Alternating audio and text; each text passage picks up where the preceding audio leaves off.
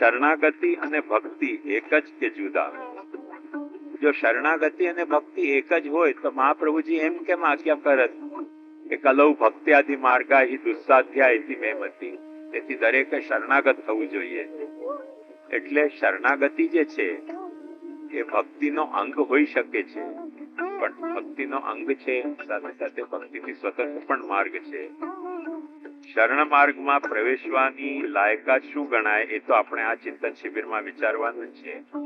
પુષ્ટિ માર્ગી શરણ અને મર્યાદા માર્ગી શરણને જુદા કેમ સમજવા? એટલે પ્રભુની પુષ્ટિ થકી મળતી પ્રભુની શરણ ભાવના એ પુષ્ટિ શરણ, અને જીવની મર્યાદા મુજબ ભગવાનનો મળતો શરણ, ભગવાનનું મળતું શરણ એ મર્યાદા શરણ. તે પણ આપણા આ ચિંતન શિબિરનો વિષય છે, તે આપણે ચોક્કસ વિચારશું. દેહ ધર્મ, વર્ણ ધર્મ, આશ્રમ ધર્મ, દેશ ધર્મ, પુષ્ટિ ધર્મ વગેરે અનેક ધર્મો એક સાથે લાગુ પડે છે. પુષ્ટિ માર્ગીઓ આ સંદર્ભમાં પરધર્મ, અધર્મ, વિધર્મનો વિવેક કેમ જાળવવો? આજે જેમ મેં આજે આપને સમજાવ્યું કે જો આપણો ધર્મ સંપ્રદાય હોય તો એ ધર્મ સંપ્રદાય છે એવું કબૂલ કરવાની સાથે જ વિધર્મ, પરધર્મ, ધર્મોપમા, ધર્માભાસ, છલ એ બધું સાથે સાથે આપણને સ્વીકારવું જ પડશે કંઈક ને કંઈક. એમ શાસ્ત્રમાં કોઈ પણ ધર્મ છે એમ કહેતાની સાથે ધર્મનું સ્વરૂપ શું, ધર્મની પત્નીઓ શું અને ધર્મના ચરણો શું એની વિવેચના કરી છે. અને એ આપણે કાલે ચોક્કસ જોઈશું કે કયા અર્થમાં આપણો ધર્મ ધર્મ છે કે નથી ધર્મ. પુષ્ટિ માર્ગ ને કૃપા માર્ગ કહેવાય છે. કૃપા માર્ગ હોવા છતાં મર્યાદા માર્ગમાં ન હોય એટલા વિધિ નિષેધો પુષ્ટિ માર્ગમાં પણ છે.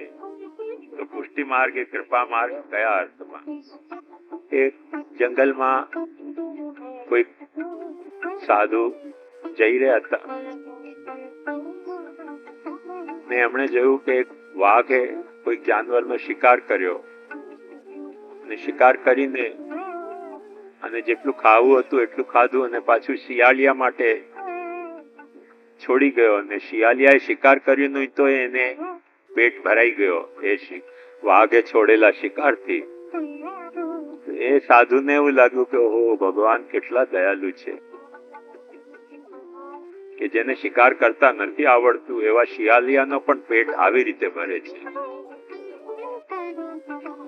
એનામાં ઓચિંતો સો કોલ્ડ પુષ્ટિ માર્ગ પ્રાદુર્ભાવ થઈ ગયો કે હવે તો કૃપા સિવાય બીજા કોઈનો આશરો રાખવો જ નહીં. પ્રભુ કૃપા કરશે.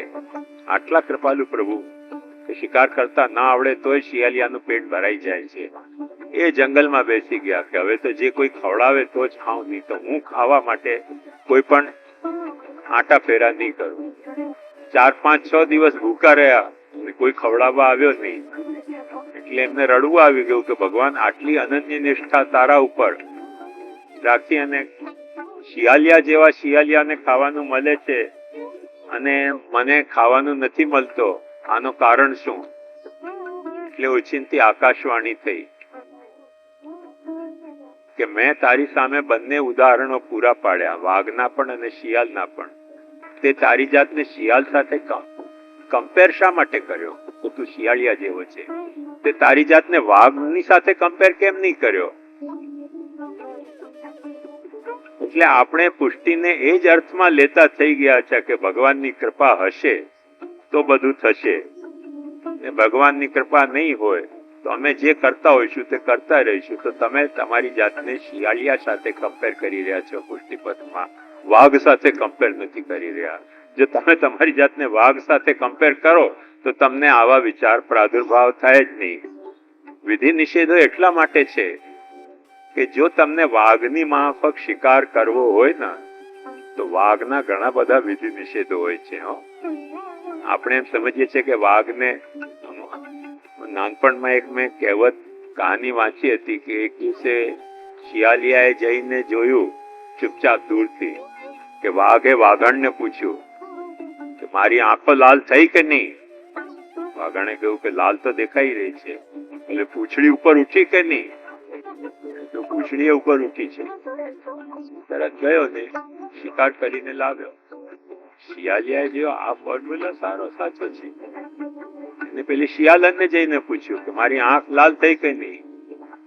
શિયાળ કેવું કે ના, તમારી આંખ તો કોઈ દિવસે લાલ થતી. આમ નહીં બોલવાનું, લાલ થઈ એમ બોલવાનું. મારું શું જાય છે, થઈ હશે લાલ, મને શું ખબર પડે.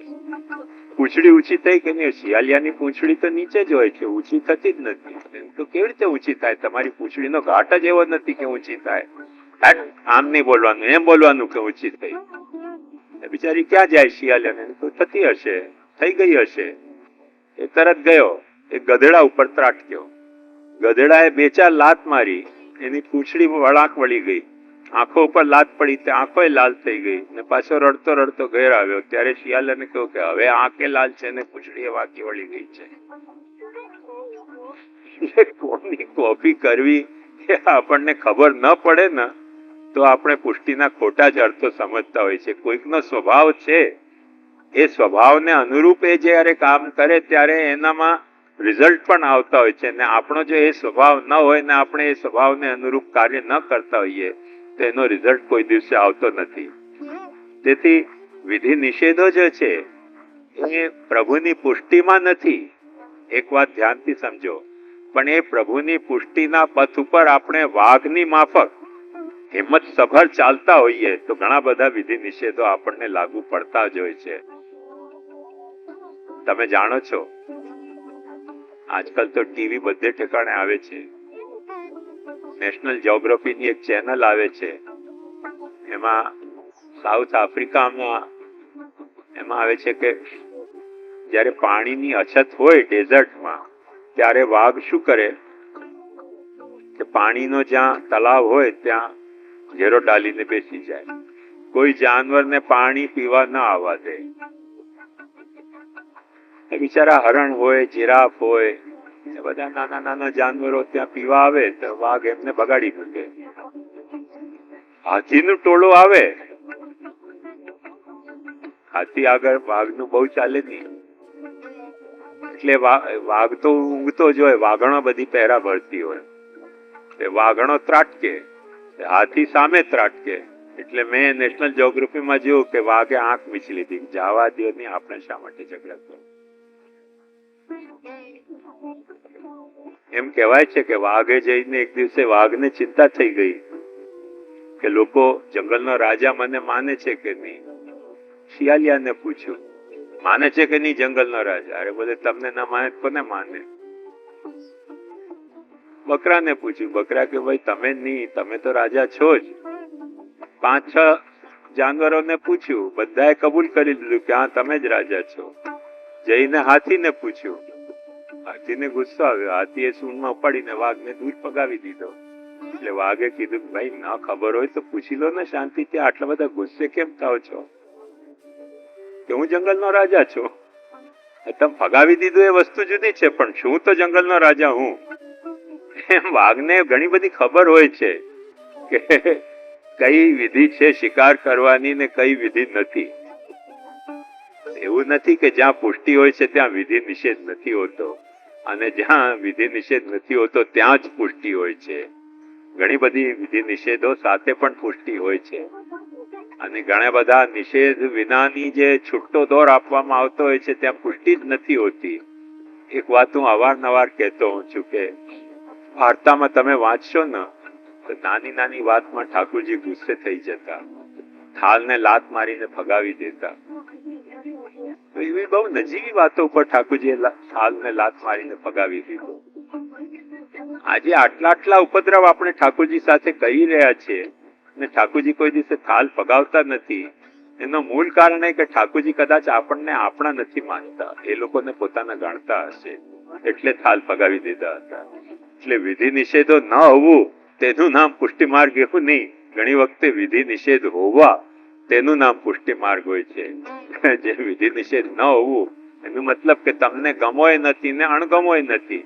જયારે તમને ગમોય નથી, અણગમોય નથી, તો જે વ્યક્તિના કોઈ પણ ક્રિયાની બાબતમાં કે કોઈ પણ વર્તાવની બાબતમાં તમને ગમો કે અણગમો નથી તો વ્યક્તિ ત્રાહિત વ્યક્તિ છે. એ તમે તમારી વ્યક્તિ નથી. તમારો વ્યક્તિ કોઈક એવો કામ કરતો હોય જે તમને ગમતો ન હોય તો તમે એના ઉપર ગુસ્સે થશો.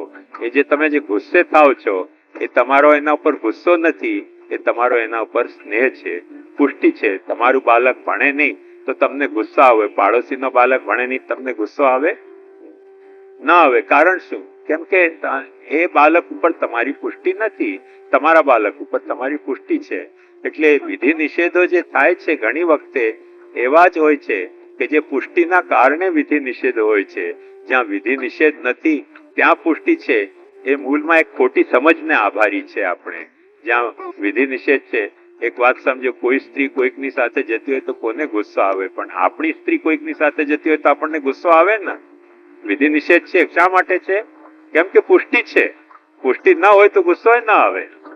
એટલે એવા ધ્યાનથી સમજો કે એવા મનમાં એવી ભ્રમણા રાખતા નહીં મનમાં કે જ્યાં વિધિ નિષેધ નથી ત્યાં પુષ્ટિ છે, અને જ્યાં પુષ્ટિ છે ત્યાં વિધિ નિષેધ નથી હોતો. બંને પ્રકાર હોઈ શકે છે. એ વાત ખાસ સમજે.